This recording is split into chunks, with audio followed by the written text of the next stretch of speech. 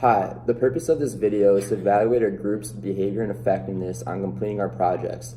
This will entail identifying ineffective and effective events that pertain to group motivation, group communication, and management of the group as a whole. I'm Matt Kopach. I'm Sophie Wardy. I'm Megan Lametta. I'm Ian Probst. From the beginning of the semester, our team entrusted in the norms we set in our team charter because according to the book, they let members know what is expected of them. In our first group meeting for each newly assigned project, we brainstormed project ideas and course concepts that could be utilized. Once we came to consensus on project ideas, we managed to trust in one another by adopting the divide and conquer method of finishing the sections of each specific project. We all wrote our drafts in a shared online Word document. To set the norm, we all agreed upon having our final drafts finished by the Tuesday before the final due date, so that group members would have a chance to make editing suggestions to one another before we turned it in as a whole. It was the manager of the week's responsibility to make sure that the writing from section to section progressed cohesively with a similar voice and rhetorical style. Once the manager of the week was comfortable with our work, it was his or her responsibility to submit the project on the due date of Wednesday morning. By being able to efficiently section off different parts of the project and assign them to individual members, we ultimately believe our group coordinated to create net process gains in each respective project by making usefulness out of each member. At the beginning of each project, we were able to efficiently brainstorm ideas and pitch potential solutions to one another that helped us generate our direction for each project. With all of us having different majors, we all brought different knowledge and skill sets that we were able to share with one another resourcefully. Our greatest process gain, I believe, was our ability to delegate sections of the project for individual completion. We were able to trust one another to put together a well-written section, which allowed for us to individually focus on one part of the project. Although we believe we had net process gains, we do believe we struggled through process losses as well. Social loafing and free riding occurred when we expected others to pick up for slacking off. I believe I, for one, demonstrated the sucker effect, a motivation loss term coined by Michigan State psychology professor Norbert Kerr, which is characterized by when group members reduce their efforts if they have a capable member who free rode on their efforts, who was capable of contributing to the group but would not. Another process loss we had was the cumulative editing process. We had to edit for progression from section to section and for consistent rhetorical voice throughout our whole paper. Our group analyzed two specific events related to group efforts on projects this semester and applied a motivational theory to explain why each event occurred. The first event we analyzed was Megan's performance in Project 3. She went above and beyond team member expectations to offer suggestions on other members' work, keep everyone on task, and utilize her connections to arrange for a TA to provide feedback prior to a project submission. Her performance can be described using expectancy theory, which states that a person's efforts are determined by how much they believe their effort will yield good performance, and how much that good performance will yield attractive rewards. This means that people will consider three factors when determining how much effort to exert. The first factor is valence, or the attractiveness of the outcome or reward, in this case, a high grade. The second factor is expectancy, or the belief that more effort will yield a higher performance. Expectancies for this project were high for Megan because each member was assigned an essential portion of the assignment that had to be completed on time and completely. Finally, people consider instrumentality, or the belief that improved performance will yield greater rewards. This is obviously true for any sort of academic work, as higher quality work will yield better grades. Each component molded together to contribute to high efforts for Megan on Project 3. The second event we analyzed was Sophia's performance in Project 1. Sophia failed to meet group expectations by completing her assigned portion of the project by our group's preset deadline. Her lack of motivation can be explained by reinforcement theory. Reinforcement theory states that behavior is a function of its consequences. This means that behavior followed by positive consequences will occur more frequently, while behavior followed by negative or no consequences will be less frequent. Our group only utilized negative reinforcement and extinction. Negative reinforcement includes withholding an undesirable consequence upon meeting expectations, in this case, group termination.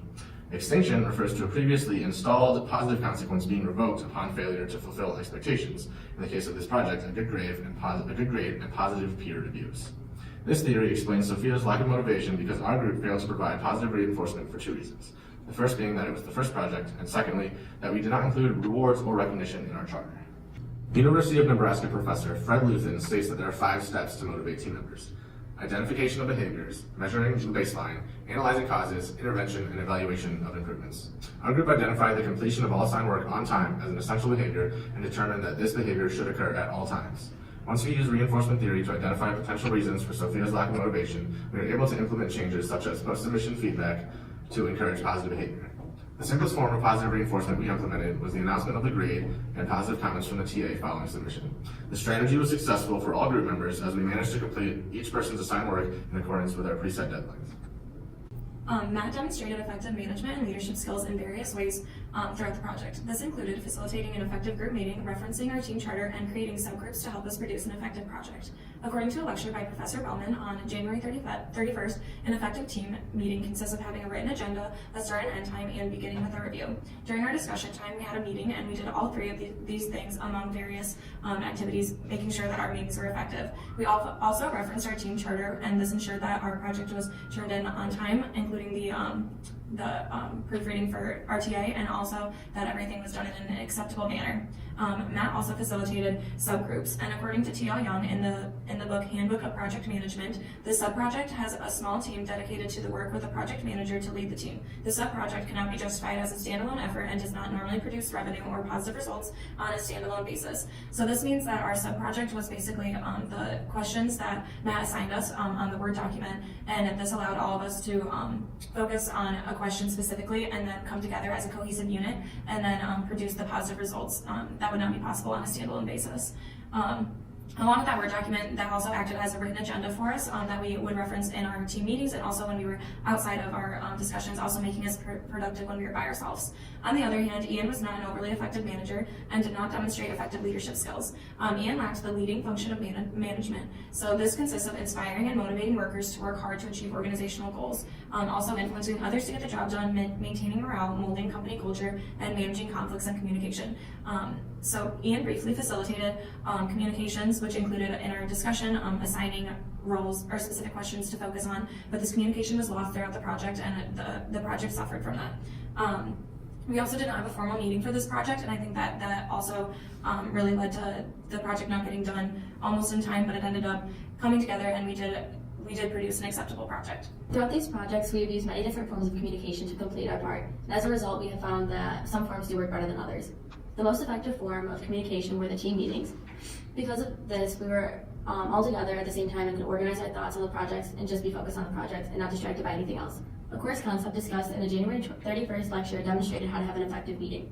This included having an agenda, beginning with a review, including time for questions and debate, and then also ending with a summary of who's doing what and by when, so that everyone's on the same page. When we had time to work in class or in meetings, we got the most work done since we were able to collectively speak about the project and figure out what needed to be done to successfully complete the projects. This helped our group complete our project smoothly since it ensured that everyone was on the same page. There's an article titled "The Importance of Meetings" that found that 55% of communication is done through body language, which shows another pro on how meetings are very necessary when completing projects. One of the more ineffective ways was using texting. Through this, it was a more informal way of communicating since it inhibited our ability to effectively complete some of our projects. Using texting as a main form of communication caused a lot of miscommunication and overall negatively impacted the whole group. I believe that we should have had more meetings and used texting as a secondary way of communicating and not use that as the main way of completing projects since it had a lot of delayed responses and caused some confusion. An example of this was for the last project. I was unable to attend the meeting, so I was not informed about choosing the video route instead of a traditional written form, which caused me to be less prepared in the beginning. If I was able to attend the meeting, I would have been more informed and not as confused and had last minute questions. Instead of resorting to getting a text a few days prior to needing to have our draft completed, I could have been fully informed by attending the meeting and then asking a few minor follow-up questions. This would have made our project go a lot more smoothly and would make it so everyone is on the same page. Also with texting, it is hard to get a clear understanding of everyone's expectations on projects. Some people prefer things done a certain way or at a certain time, but with texting, we've seen that it's harder to establish rules with this.